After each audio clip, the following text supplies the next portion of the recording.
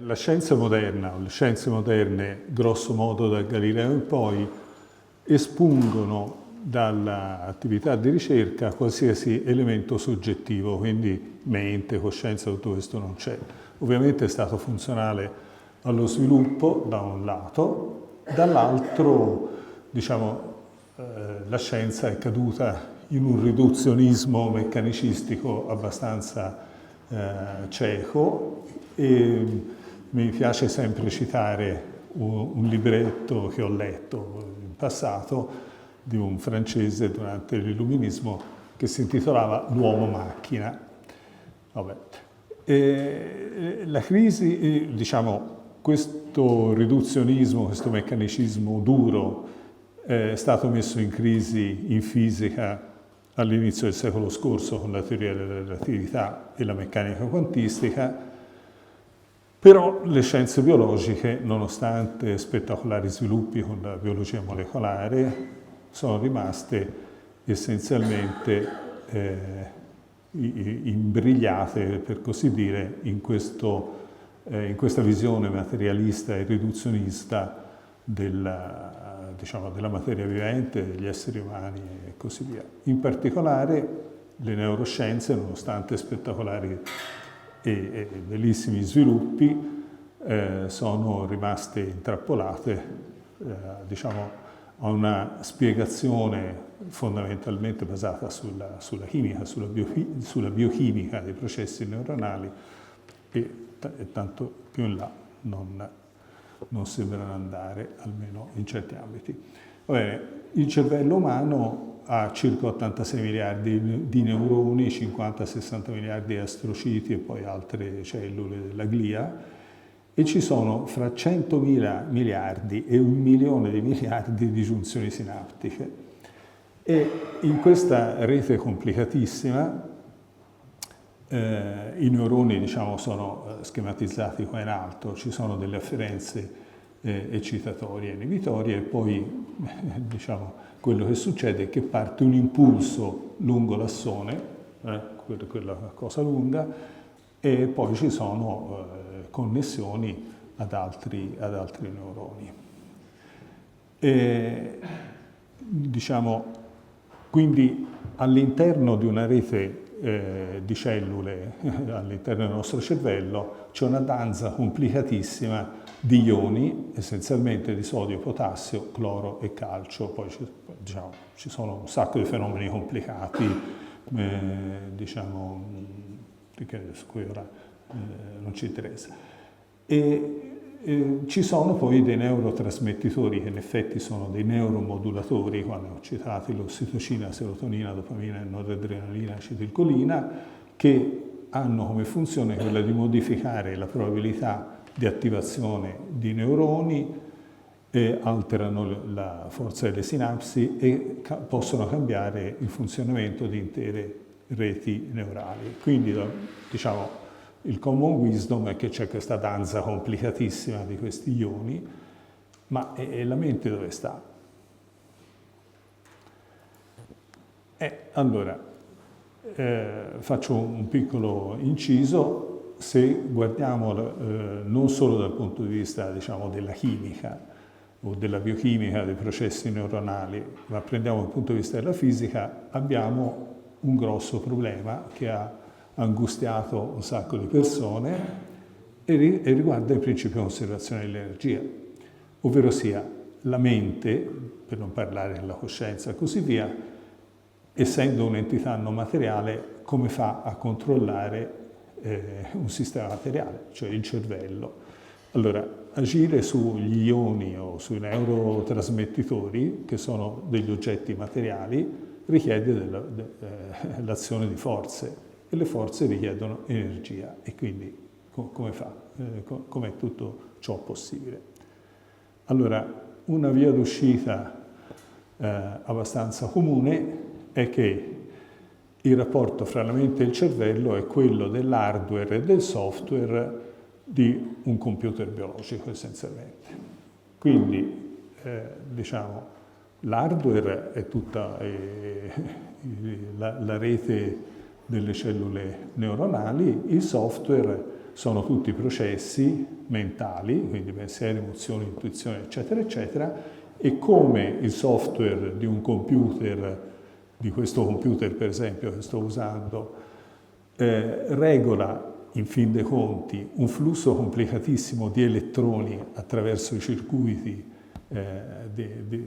diciamo la CPU e così via, la GPU e così via di questo oggetto, la mente, tutti i processi mentali sarebbero dei regolatori di questo complicatissimo flusso, di questa complicatissima danza degli ioni all'interno del cervello.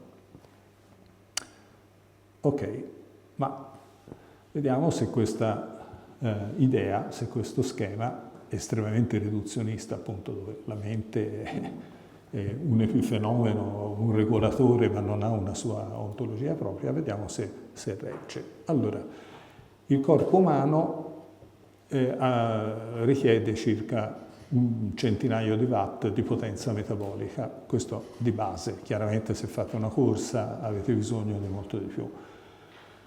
Come si fa a stimare questa cosa? Beh, diciamo, la moneta energetica della materia vivente è l'ATP, adenosintrifosfato, e un processo all'interno dei mitocondri, che sono le centrali energetiche delle cellule, che si chiama fosforilazione ossidativa, converte una molecola di glucosio in 37-38 molecole di ATP.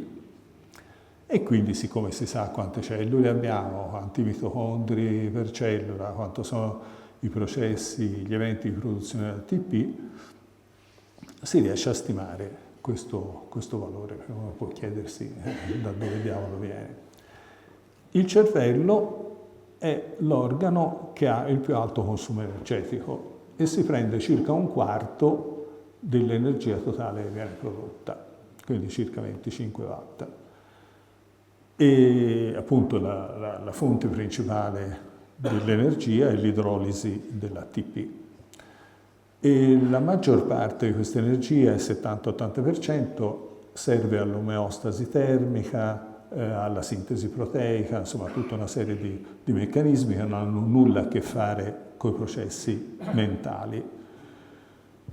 Questi, quindi l'immagazzinamento della memoria, dell'informazione, quindi la memoria e tutti i processi di elaborazione, quindi tutti i processi cognitivi, si prendono circa 4 watt. Ora, 4 watt è una quantità ridicola di potenza. Quando ero bambino c'erano delle torce elettriche con delle lampadine piccolissime e fioche, ecco, per dare un'idea. Quindi noi, tutti i funzionamenti mentali nostri richiedono questo consumo di energia veramente modesto. E vediamo perché questo va contro l'idea del computer biologico. Allora, se noi consideriamo i moderni cluster di supercomputer, ce n'è uno dell'IBM, si chiama Blue Gene, questo fa 10 alla 16, c'ha una potenza di calcolo di 10 alla 16 flop, ovvero sia lui fa 10 milioni di miliardi di operazioni al secondo e consuma 10 megawatt, 10 milioni di watt. Se noi prendiamo un cervello umano che ha circa 100 miliardi di neuroni, ho detto 86, e circa 10.000 sinapsi per neurone, e poi sappiamo quante sono le commutazioni al secondo, ci viene fuori 10 alla 18 operazioni al secondo, 10 alla 18 flops.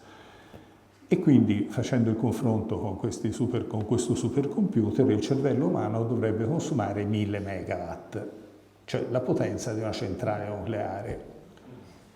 Peggio mi sento se facciamo una stima in altro modo, che però salto perché sennò... C'è anche un limite teorico che si chiama limite di Landauer, che ci dice, perché uno può dire, va bene, ma perché fai il confronto fra il cervello e un supercomputer? Perché c'è un limite teorico, appunto questo limite di Landauer, che ci dice quant'è il costo energetico minimo per delle operazioni elementari di elaborazione di informazione, di memorizzazione e così via. l'informazione ha un equivalente entropico negativo e quindi un equivalente energetico. Comunque il messaggio è: sotto un certo limite di consumo energetico non si può andare. Se si prende questo limite e si guarda qual è la stima del numero di operazioni logiche elementari al secondo, viene che il cervello dovrebbe consumare circa 4 megawatt, cioè 4 milioni di watt, quindi 1 milione di volte di più di quello che invece effettivamente accade. Quindi vediamo bene che ci stiamo allontanando da questo schema del computer biologico. C'è un altro elemento interessante su cui aveva attirato l'attenzione Karl Pribram, che è un neurochirurgo, che si era accorto nella sua pratica clinica che anche danni estesi della corteccia cerebrale non implicano necessariamente la perdita delle funzioni mentali superiori. E questo, ci dice che c'è un certo grado di indipendenza fra fenomeni mentali e processi biochimici neurali. Allora, qui ho messo l'immagine di una, michelangiolesca. Se voi tagliate con questa linea rossa, buttate via un pezzo di questa fotografia, l'informazione del pezzo che avete tagliato è perduta definitivamente. Gli ologrammi invece sono delle cose strane, dei modi strani per registrare e riprodurre delle immagini, e se voi tagliate un pezzo di un ologramma perdete solo un po' di risoluzione, ma ogni pezzo dell'ologramma grosso modo contiene tutta l'informazione originaria, e quindi Pribram aveva proposto quello che si chiama un modello olografico del rapporto fra mente e cervello. Il figlio era un fisico e quindi anche lui cominciò a riflettere nella direzione che fra poco vado a delineare. C'è un altro argomento forte che ci dice che il cervello non è, che questo modello del computer biologico non sta in piedi. Allora, c'è nella metamatematica un teorema importantissimo, il teorema di Gödel, che ci dice che un sistema, per essere consistente, un sistema logico, una teoria matematica tipicamente, per essere consistente, ovvero sia non potete dimostrare una cosa e la sua negazione,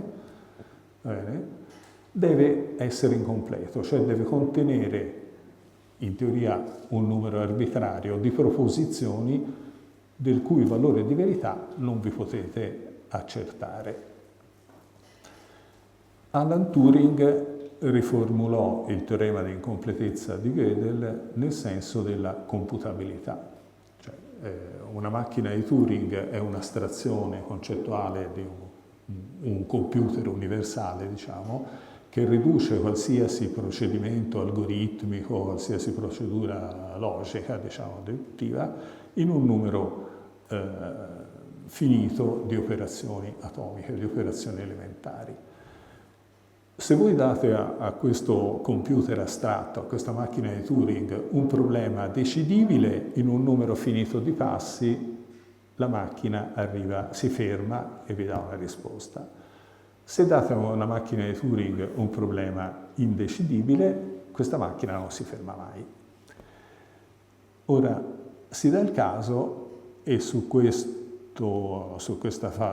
fatto ha attirato l'attenzione Roger Penrose, matematico e premio Nobel per la fisica.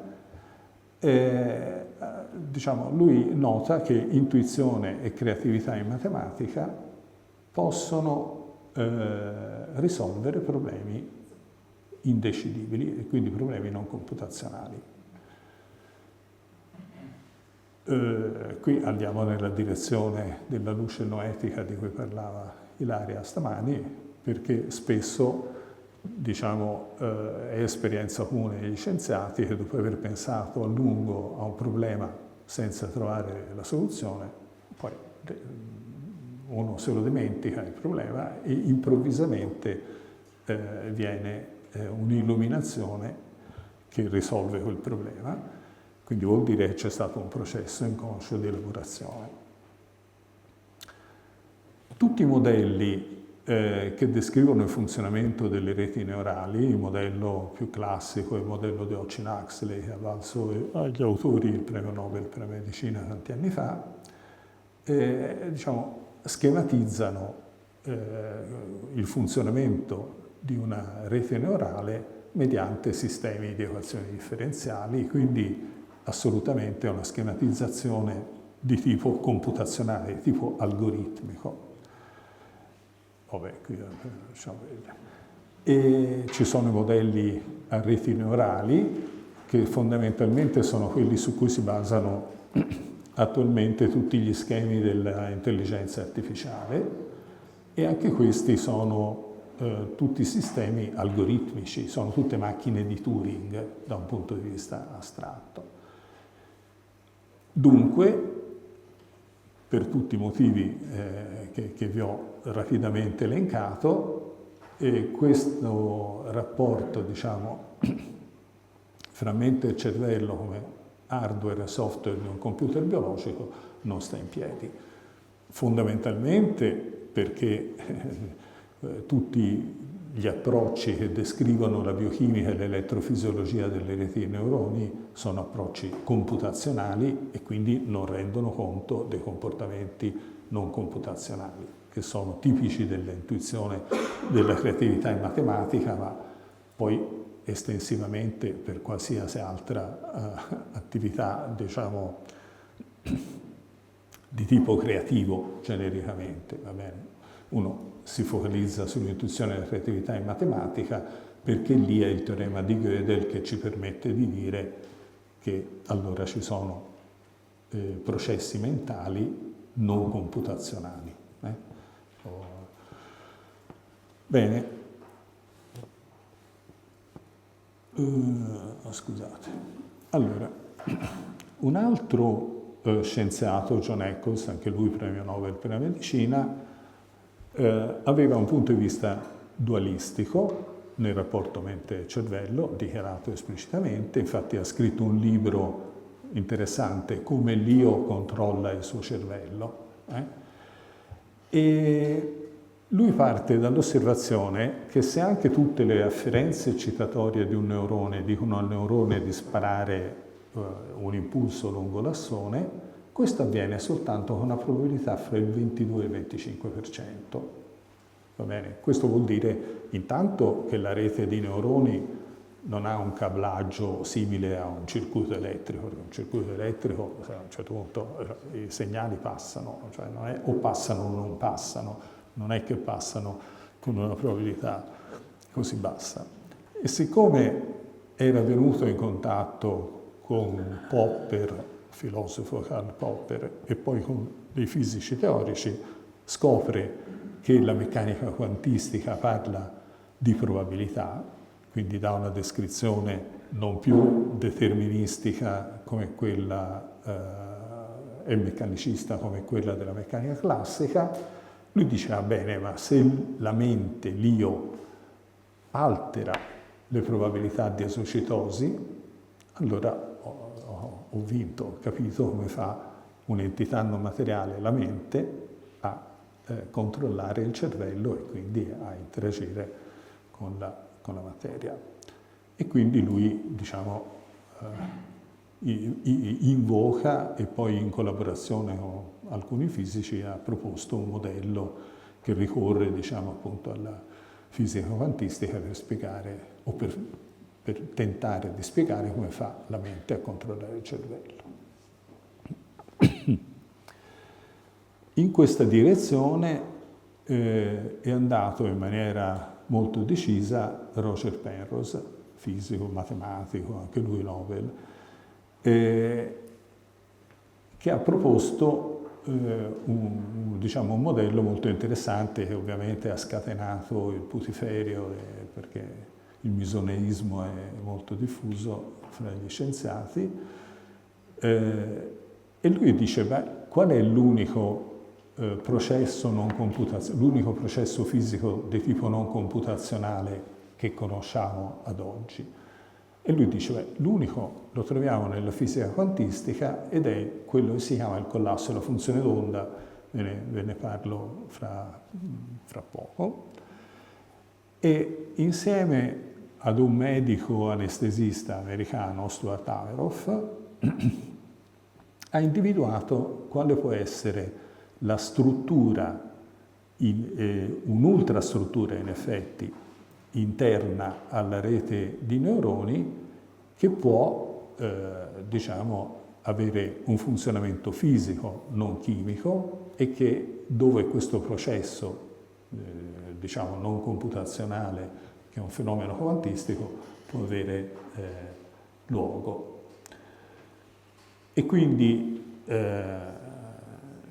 diciamo, l'attenzione si sposta a questa ultrarete dei citoscheletri neuronali, va bene? Che lui e Hameroff suppongono essere la sede di fenomeni quantistici e che sarebbe quindi supporto materiale di eventi di tipo non computazionale. Dunque, i citoscheletri sono presenti in tutte le cellule eucariote e ci sono qualche migliaio di microtubuli, poi vi faccio vedere cosa sono, che per esempio controllano, non nel caso dei neuroni, perché i neuroni non fanno la mitosi, ma nelle altre cellule, per esempio, fanno il fuso mitotico, cioè quella procedura che serve per duplicare i cromosomi e diciamo, quando c'è la divisione cellulare, la mitosi.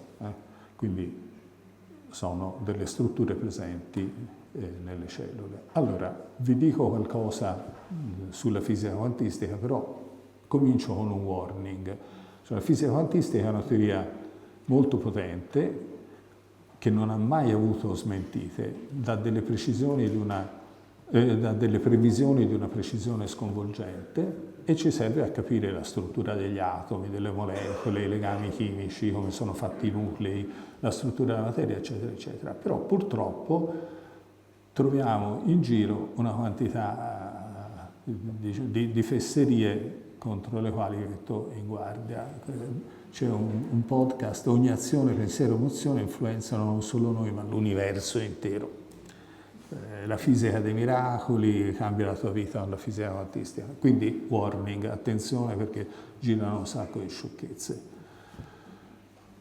Dunque, come vi dicevo, la fisica quantistica è una teoria importantissima della fisica che ci serve a capire essenzialmente come è fatta la materia studiando l'evoluzione temporale dei sistemi. C'ha varie stranezze effettivamente, per esempio non l'ho scritto qui, l'effetto tunnel. Se fosse vero a livello macroscopico l'effetto tunnel, voi prendete una palla, la sbattete contro il muro e ogni tanto passa dall'altra parte senza sfondare il muro, senza rovinarsi.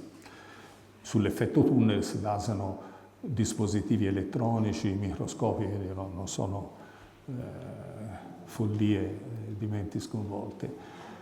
Un'altra cosa assolutamente strampalata e strana è che un sistema microscopico sta in sovrapposizione, cioè lui sta contemporaneamente in tutti i suoi modi possibili di essere. Poi c'è questo paradosso che se fosse vero a livello macroscopico, no? C'è il paradosso del gatto di Schrödinger che dovrebbe essere contemporaneamente vivo e morto, ciò che ovviamente non è possibile. Poi la dinamica dei sistemi fisici è influenzata moltissimo anche dai controfattuali, cioè da tutte le cose che un sistema può fare o non può fare.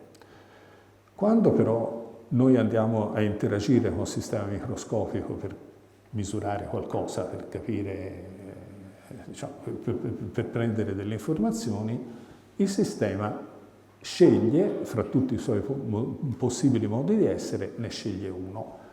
E questo fenomeno si chiama il collasso appunto della funzione d'onda. La funzione d'onda è un'entità matematica che ci serve per descrivere l'evoluzione di un sistema e tutte le sue proprietà. Allora, qui per scherzo ho messo, cioè se voi aprite un libro di meccanica quantistica trovate un sacco di geroglifici, questo per dire cioè, c'ha tutta una struttura matematica potentissima. Allora, faccio un passo indietro. Penrose e Hameroff, no? Questa storia dei citoscheletri. Hameroff aveva notato delle cose curiose, cioè ci sono degli esseri, delle creature che sono unicellulari, che sono i parameci, che sono dei ciliati. Cioè il citoscheletro, questa struttura, poi vi faccio vedere come sono fatti, esce dalla membrana cellulare sotto forma di ciglia che servono al paramecio per nuotare. E la cosa strana è che, pur essendo, diciamo, degli organismi unicellulari, mostrano dei comportamenti bizzarri, cioè delle capacità di memoria, per quanto rudimentali, e di apprendimento, quote in quote, cioè forme rudimentalissime di apprendimento e di memoria. E non hanno neuroni, sono sistemi unicellulari, e quindi Hameroff, diciamo, interessandosi di questi organismi, aveva portato l'attenzione appunto ai citoscheletri, che sono delle reti di microtubuli. I microtubuli sono degli omopolimeri cavi, quindi dei tubicini di circa 250 angstrom di diametro. Sono omopolimeri, cioè fatti tutti della stessa molecola base, l'attone base, che è la tubulina, che è una proteina, che ha due stati conformazionali. E quindi i due stati conformazionali permettono di implementare una logica binaria, perché quando avete due stati avete teoricamente 0 e 1, e quindi lui aveva studiato come i microtubuli possono elaborare informazione e immagazzinare informazione. E quindi diciamo, c'era questo lavoro a cui si unì Penrose.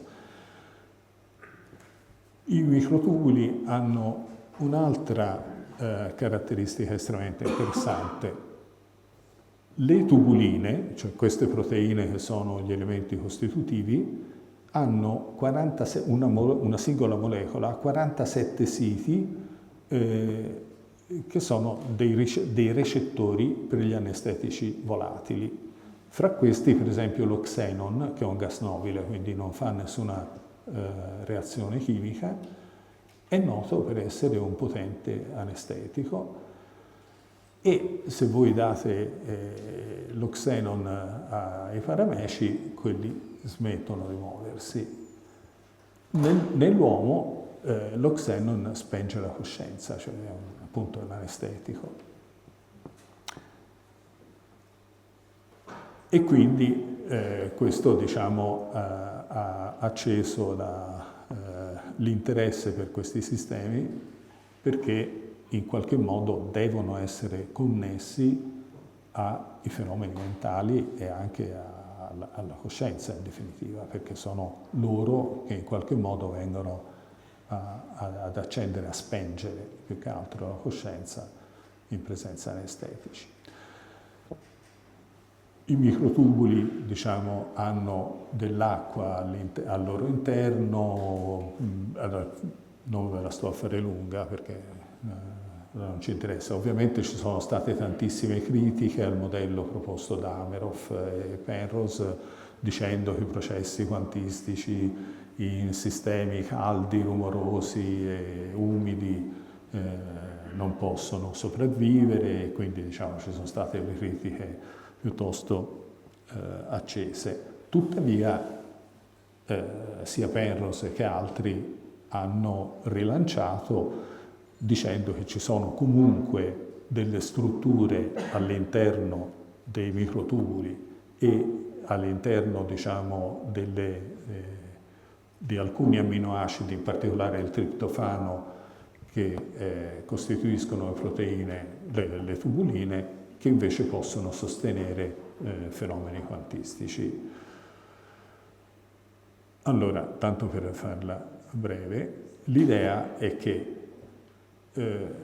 i processi computazionali, per così dire, di tutte le nostre attività mentali e cognitive appartengono alla rete neurale e ai suoi fenomeni biochimici, mentre invece altre funzioni mentali sarebbero legate a tutta una serie di processi fisici che hanno luogo all'interno dei microtubuli, che appunto ce ne sono alcune migliaia in tutte le cellule, compresi i neuroni, e i microtubuli poi in ultima analisi modulano l'intensità delle giunzioni sinaptiche e quindi hanno una funzione attiva su quello che è il funzionamento delle reti neurali.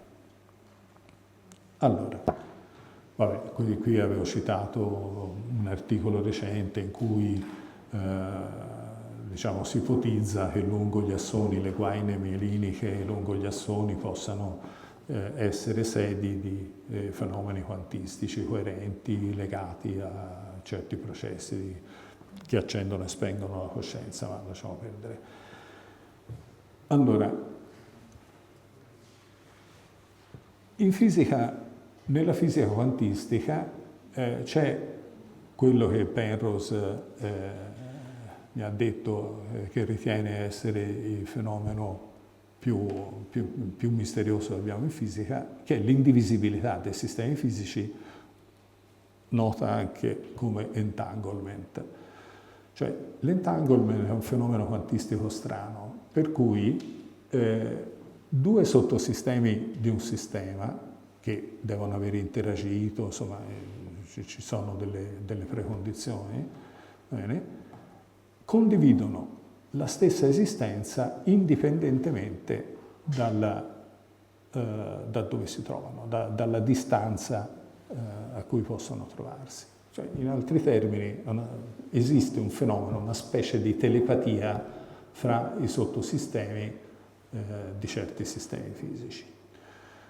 Allora, ho partecipato di recente a un convegno in cui ho sentito dire le cose più strampalate sull'entanglement. Allora, in fisica quantistica c'è tutto un formalismo matematico, io ho messo qui 2 geroglifici, quello in alto, Psi1, Psi2, Psn, con questa strana notazione, rappresenta un sistema entangled, cioè un sistema di n particelle che condividono la stessa esistenza, come un solo uomo o una sola donna non hanno alcuna individualità. E formalmente, nel formalismo, invece, quando si può fattorizzare questo vettore di uno spazio astratto, che si chiama spazio Hilbert, dove è andato? Ecco. Allora, qui invece un sistema che perde l'entanglement è un sistema in cui le particelle che lo costituiscono hanno una loro individualità, sono indipendenti, possono interagire, ma diciamo non sono più un'entità unica. Allora, questa è una cosa veramente strana, perché cosa succede? Allora, gli esperimenti, ce ne sono tantissimi con cui questa cosa è stata verificata. Per esempio, voi avete una sorgente di fotoni entangled, i fotoni possono stare in stati di polarizzazione diversi, immaginate, diciamo, una proprietà fisica che rappresentate una freccia in alto e una freccia in basso, per semplicità. E la sorgente di 2 fotoni entangled, i fotoni entangled, diciamo, devono conservare una certa quantità.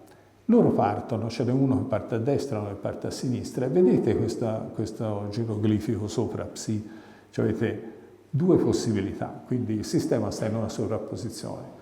Il fotone di destra può essere, cioè i due fotoni possono essere uno freccia in giù e freccia in su, oppure freccia in su e freccia in giù. Cioè i due fotoni che partono in direzioni opposte sono contemporaneamente freccia in su e freccia in giù, perché vi ho detto che c'è questo principio di sovrapposizione.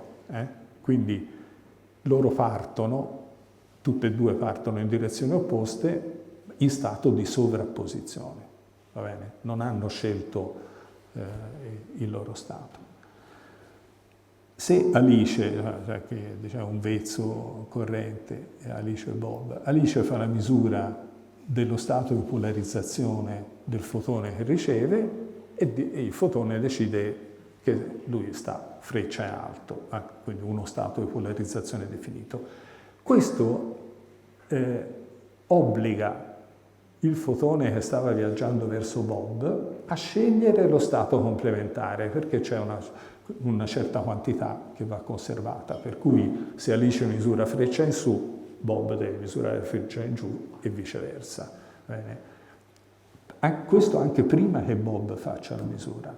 Quindi il collasso della funzione d'onda, il fatto che un sistema sceglie fra le sue, qui c'è solo due possibilità, ne sceglie una, obbliga l'altro a scegliere lo stato complementare. E questo indipendentemente dalla distanza e istantaneamente.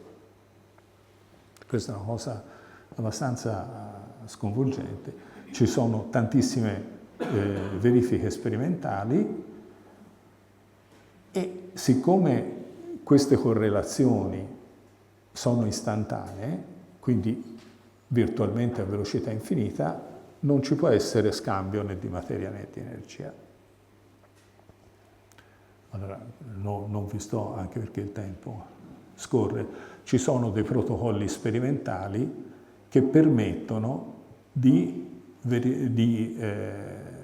validare il fatto che effettivamente questo fenomeno dell'entanglement, che va anche sotto il nome di non località,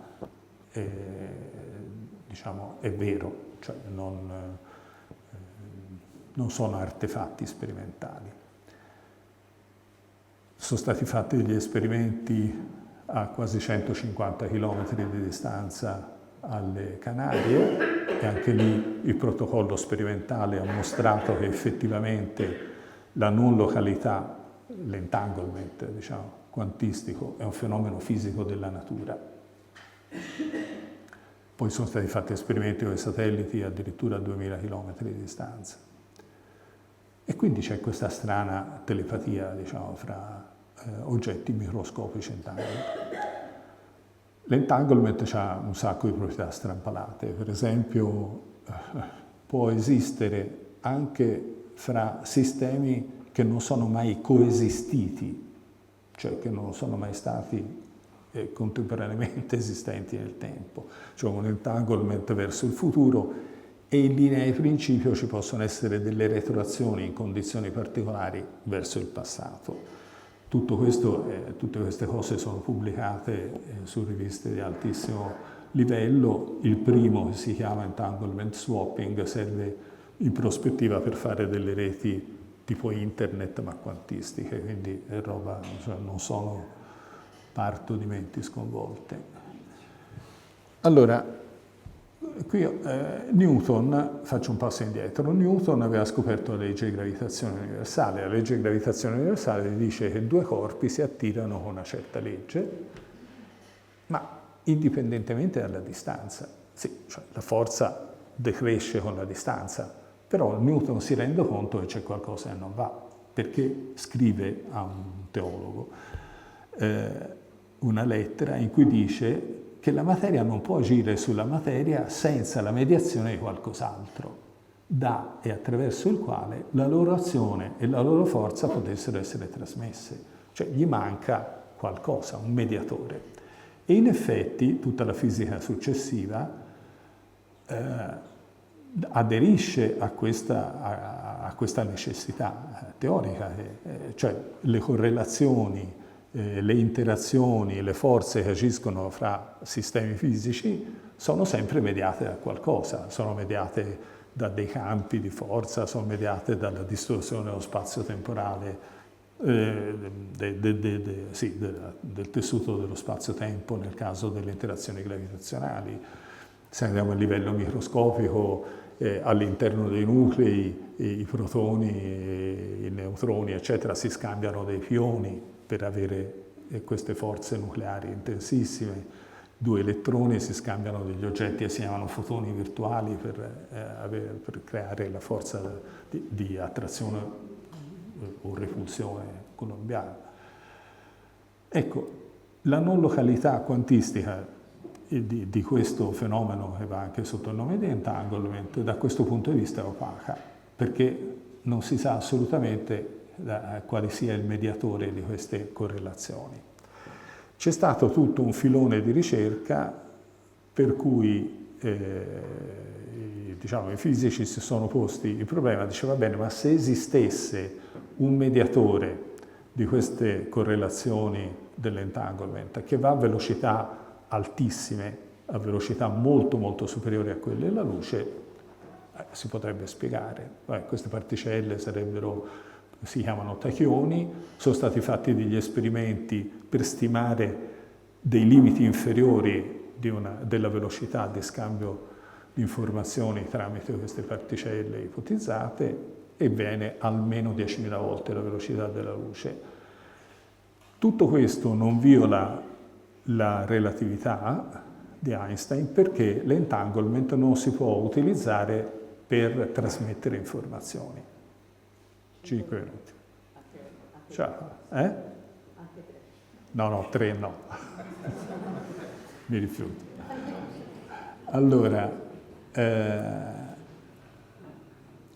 diciamo, l'entanglement non viola questa prescrizione della relatività di Einstein, del no signaling si chiama, perché non si può prevedere qual è il risultato della misura. E quindi le correlazioni potrebbero essere mediate da qualcosa che aveva velocità molto superiore a quella della luce. Tuttavia c'è stato un articolo su Nature Physics del 2012 in cui gli autori mostrano che questo principio del no signaling, che se fosse violato porterebbe a delle violazioni della causalità, e quindi questa sarebbe una cosa catastrofica. Perché diciamo, l'effettiva velocità di un mediatore di queste correlazioni quantistiche deve essere infinita. E concludono, ho fatto questo riquadro, concludono che tutto questo dà peso ulteriore all'idea che le correlazioni quantistiche sorgono in qualche modo fuori dallo spazio-tempo, nel senso che nessuna storia nello spazio e nel tempo può descrivere come questi hanno luogo.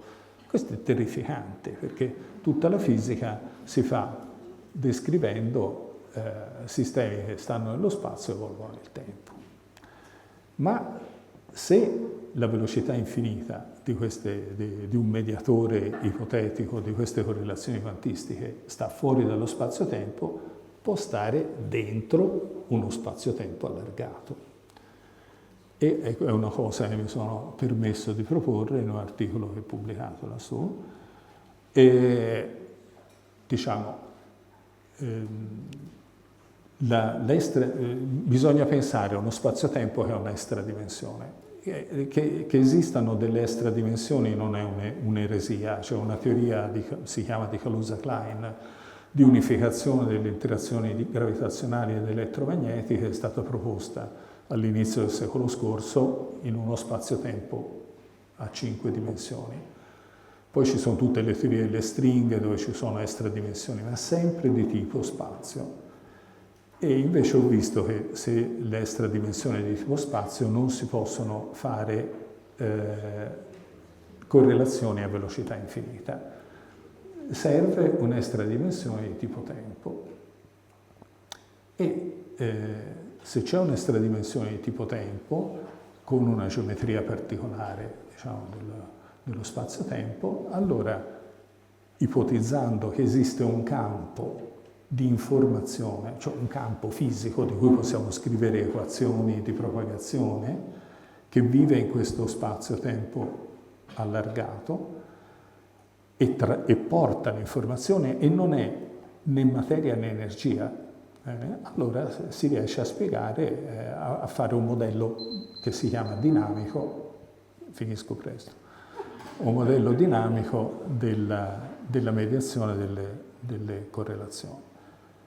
Allora, quindi l'idea è che in uno spazio-tempo allargato, con un'extra dimensione temporale, e si capisce matematicamente perché noi non vediamo questa extra dimensione temporale che potrebbe porre tutta una serie di problemi con la causalità e altre cose, ma tutti questi si aggirano benissimo, perché io gliene parlai a Penrose tanti anni fa, gli dissi: ma perché non si può mettere una dimensione temporale in più? E Penrose mi disse sì, potrebbe andare, il problema è la causalità, perché si fanno violazioni della causalità. E invece ho trovato un modo di introdurre quella che si chiama una metrica dello spazio-tempo allargato, che soddisfa le equazioni di Einstein della relatività generale, quindi è una struttura assolutamente legittima per lo spazio-tempo allargato, e un campo nuovo, una nuova entità fisica che trasporta energia, può fare da mediatore delle correlazioni quantistiche dell'entanglement. Vabbè, quando racconto ai miei colleghi le cose faccio vedere tutti i calcoli tecnici. Questa ipotesi può essere falsificabile, cioè ho proposto anche degli esperimenti per vedere se effettivamente questa è un'ipotesi che può stare in piedi, però qualcosa del genere deve assolutamente esistere, perché altrimenti abbiamo un problema veramente grosso e sormontabile. Quindi, per concludere,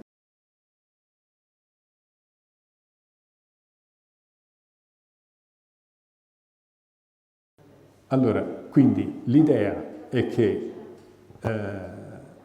in linea di principio ho scritto, va bene, quindi anche con metodi della nostra fisica si può andare contro il materialismo riduzionista, cioè quello che io vi sto suggerendo e proponendo è che diciamo, non si vede come, magari il modello che ho proposto io non è quello definitivo, però qualcosa, una terza ontologia, qualcosa che non è né materia né energia e che trasporta informazione deve esistere.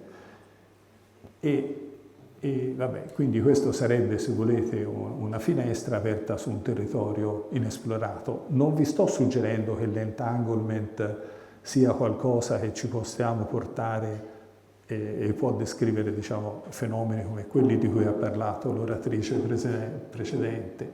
Sto dicendo che se esiste questa terza ontologia e ci forza il fenomeno dell'entanglement ad andare a cercare questa cosa qui, poi questo campo non esiste indipendentemente dall'entanglement e quindi può permetterci di affrontare il problema del rapporto fra mente e cervello, cosa sono i vari processi mentali e cos'è la coscienza e così via, va bene, alla luce sotto una luce nuova, e quindi diciamo che va assolutamente contro il riduzionismo materialista un po' grezzo. Io lo dichiaro, un dualista ontologico. Secondo me la coscienza, la mente ha una sua ontologia e io ho cercato di fare qualcosa in questa direzione con quelli che sono i miei strumenti, diciamo, da fisico.